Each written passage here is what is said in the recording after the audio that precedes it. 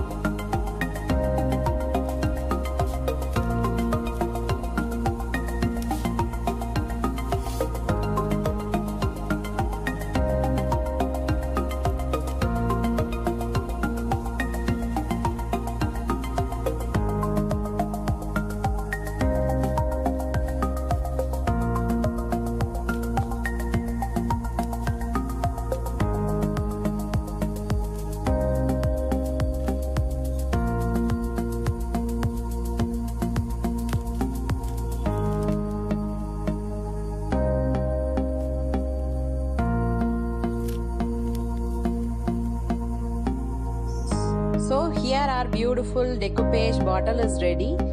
Anyone can try this. It's very easy one and it's very trending these days. As you see, the neck of the bottle, the pattern is like a dry brush strokes that I gave, and the remaining part is with the dabbing motion. You can just use any colors of your choice. You can also use green over, but the color should be matching to your tissue paper.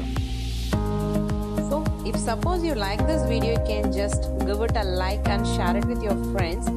And the main part is here to seal it with a top coat. Either you can use the same Mod Podge or a varnish to completely cover it up for longer life.